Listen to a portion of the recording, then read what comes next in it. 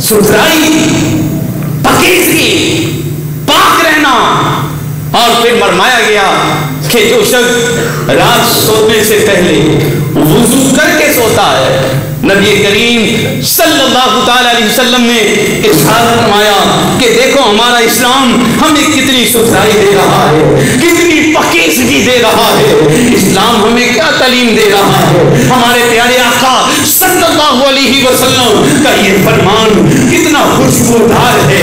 سرکار علیہ الصلوۃ والسلام ارشاد فرماتے ہیں کہ جو شخص رات سونے سے پہلے وضو کر لیتا ہے، پھر چارپائی پہ آ جاتا ہے اور جب سونے لگتا ہے تو فرشتے اس کی چارپائی کے قریب آ جاتے ہیں اور ساری رات یہ دعا کرتے ہیں کہ اے اللہ اس وضو کرنے والے کی بخشش فرما دے، باوضو سونے والے کی مغفرت کر دے. اور بزرگ فرماتے ہیں کہ رات سونے سے پہلے وضو کر لیا کرو تاکہ رات جب کروٹ بدلے تو اللہ کا ذکر ہو سکے. اور نہ جانے کون سی وہ خوش نصیب رات آ جائے کہ جس رات میں خواب میں پیارے آقا صلی اللہ تعالی علیہ وسلم کا دیدار حاصل ہو جائے، سرکار کا جلوہ نصیب ہو جائے. تو ستھرائی ہوگی کیونکہ وہ پاک ہیں اور پاک ہی کے دل میں تشریف لاتے ہیں. حدیث پاک میں بھی نبی کریم صلی اللہ تعالی علیہ وسلم نے ارشاد فرما دیا ان اللہ تعالی طیب لا یقبل الا طیبا، بے شک اللہ پاک ہے اور وہ پاک ہی کو قبول کرتا ہے. اللہ تعالیٰ پاک ہے اور وہ ستھرے کو قبول کرتا ہے، وہ پاک کو قبول کرتا ہے، وہ ناپاک کو قبول نہیں کرتا. وہ اس کو قبول نہیں کرتا جو پلیتی میں رہتا ہے، ناپاکی کے اندر رہتا ہے، صفائی ستھرائی کو نہیں رکھتا ہے. فرمایا کہ اسے اللہ تعالیٰ قبول نہیں فرماتا ہے. اللہ قبول کسے فرماتا ہے؟ فرمایا کہ جو اپنے آپ کی ستھرائی کو رکھتا ہے، جو پاک رہتا ہے. اور پھر یہ جو جنبی حالت ہے کہ اس کی وجہ سے رحمت کے فرشتے قریب نہیں آتے ہیں. اور پھر فرمایا گیا کہ جب موت کا فرشتہ آتا ہے اور جب روح نکالنے کے لیے آتا ہے اور اگر کوئی شخص وقت نزع جنبی حالت میں ہو، ایسی حالت میں ہو کہ اس پر غسل فرض ہو، تو فرشتوں کو اس سے بدبو آتی ہے، بدبو آتی ہے اس شخص سے جس سے غسل فرض تھا. اور موت کا فرشتہ آ گیا اور موت کا فرشتہ روح قبض کرنے آیا ہے اور اس سے فرشتے کو بدبو آتی ہے. اس کی جنابت کی وجہ سے، اس کے جنبی ہونے کی وجہ سے فرشتوں کو بدبو آتی ہے. صحابی رسول حضرت ابو سعید خدری رضی اللہ تعالی عنہ، آپ کا جب وقت انتقال قریب آیا، آپ نے اپنے بیٹوں کو بلایا، فرمایا کہ بیٹو مجھے غسل کروا دو. میں نے کریم آقا صلی اللہ تعالی علیہ وسلم سے یہ سنا ہے کہ اگر کوئی جنابت کی حالت میں ہو اور ایسی حالت میں ہو کہ غسل فرض تھا اور موت کا فرشتہ آ جائے تو موت کے فرشتوں کو بدبو آتی ہے. اس لیے مجھے فرمایا کہ احتیاطی مجھے غسل دے.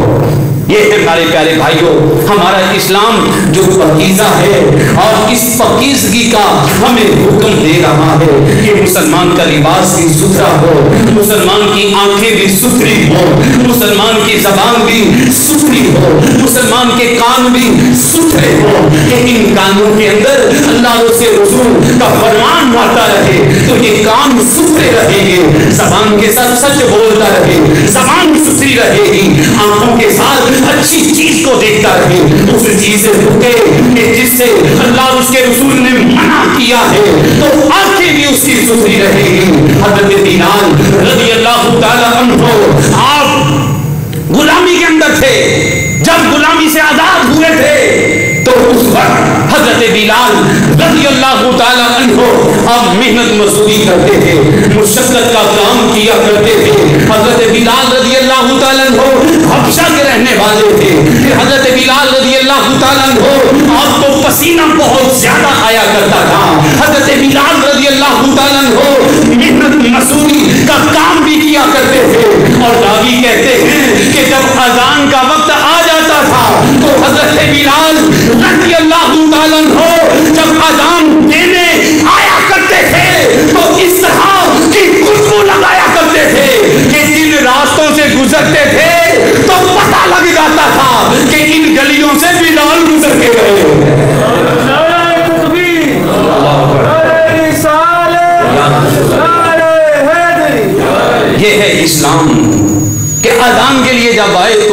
ایسی خوشبو آ گئی. ہمیں بھی جب بھی مسجد میں آئیں تو خوشبو لگانی چاہیے, خوشبو کا استعمال یہ کرنا چاہیے.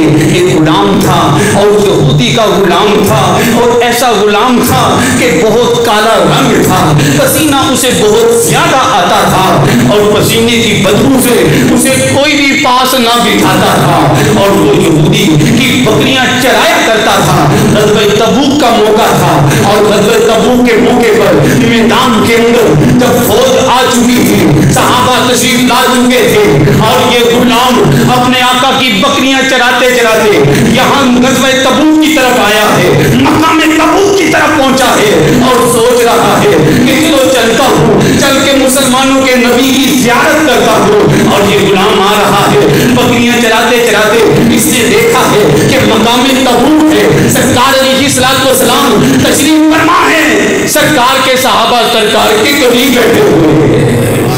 اور یہ غلام آگے بڑھا اور آواز دی, اس نے کہا کہ مسلمانوں کے نبی میری بات سنیے گا, میں آپ سے کچھ پوچھنا چاہتا ہوں. سرکار علیہ الصلوۃ والسلام اس کے لیے کھڑے ہو جاتے ہیں, کیونکہ وہ غلام تھا, یہودی کی غلامی میں تھا, اور اس نے یہ سوچا تھا کہ جو بادشاہ ہوتے ہیں وہ تو کسی سے بات نہیں کرتے ہیں, ان کے بڑے نازل نخرے ہوتے ہیں, اور پتہ نہیں یہ مسلمانوں کے نبی میرے ساتھ بات کریں گے یا نہیں کریں گے. سرکار علیہ الصلوۃ والسلام, ایک غلام آیا ہے جسے کوئی پاس بٹھانا پسند نہیں کرتا ہے, جس کے جسم سے بدبو آتی ہے, کوئی پاس بٹھانا پسند نہیں کرتا, کوئی اس سے بات کرنا پسند نہ کرتا تھا. سرکار علیہ الصلوۃ والسلام اس کی طرف اپنا قدم اٹھا دیا ہے. غلام کہتا ہے اے مسلمانوں کے پیغمبر آپ رک جائیے, میں قریب آتا ہوں کہ میرا روپ بھی نہیں, میرا رنگ بھی نہیں, میں یار منان ادھر رنگ بھی نہیں. سرکار علیہ الصلوۃ والسلام ایک قدم اور آگے بڑھتے ہیں تو غلام کہتا ہے آپ رک جائیں, میں آپ کی بارگاہ میں حاضر ہوتا ہوں. سرکار علیہ الصلوۃ والسلام آگے قدم اٹھاتے ہیں, یہ غلام آگے آتا ہے, سرکار علیہ الصلوۃ والسلام اسے اپنے سینے سے لگاتے ہیں, اور جیسے ہی اپنے سینے سے لگاتے ہیں تو اس کی بدبو دور ہو جاتی ہے, اور اس کے جسم سے خوشبو آنا شروع ہو جاتی ہے, اور غلام وہ اسی وقت ہی کلمہ پڑھ کے مسلمان ہو جاتا ہے, اور کہتا ہے کہ مسلمانوں کے نبی آپ نے میرے ظاہر کو ستھرا کیا اور میرے باطن کو بھی ستھرا کر دیا. میں تو آیا تھا اپنی ستھرائی کے لیے, اپنے آپ کو پکیزہ کرنے کے لیے, تو میرا باطن بھی آپ نے ستھرا کر دیا, میرا ظاہر بھی آپ نے ستھرا کر دیا. میرے پیارے اسلامی بھائیوں, آئیے ہم بھی صفائی کو اپنائیں, ستھرائی کو اپنائیں. یہ ستھرائی ہے جو فرمایا گیا کہ ظاہری بھی صفائی ہونی چاہیے, باطنی بھی صفائی ہونی چاہیے, اپنے مکان کی بھی صفائی ہونی چاہیے, اپنے گھر کی بھی صفائی ہونی چاہیے, اپنی دکان کی بھی صفائی ہونی چاہیے, اپنی گلیوں کی بھی صفائی ہونی چاہیے. جس علاقے میں رہتا ہے اس کے اندر بھی صفائی ہونی چاہیے. کہ اسلام کا نظام کتنا پیارا ہے. فرمایا کہ راستے میں اگر کوئی تکلیف دہ چیز کو اٹھائے گا تو اسے صدقے کا ثواب دیا جائے گا. یہ کیا ہے ستھرائی, صفائی کہ راستے میں جو بھی اذیت والی چیز ہے اسے اٹھاؤ اور اٹھا کر سیٹ میں کر دو تو اللہ تعالیٰ صدقے کا ثواب عطا فرماتا ہے. تو اللہ تعالیٰ کی بارگاہ میں یہی دعا ہے کہ ہمیں ظاہری صفائی بھی عطا فرمائے, ہمیں باطنی صفائی بھی عطا فرمائے. اللہ ہمارے باطن کو بھی ستھرا کر دے, اللہ ہماری سوچوں کو بھی طہارت دے دے, ہمارے دماغ میں بھی طہارت عطا کر دے, آنکھوں کو بھی ستھرائی دے دے, کانوں کو بھی ستھرائی دے دے, ہر لمحے اور ہر لوہے کو, جسم کے تمام اعضاء کو اللہ صفائی ستھرائی عطا فرمائے. آمین بجاہ النبی امین صلی اللہ تعالی علیہ وسلم.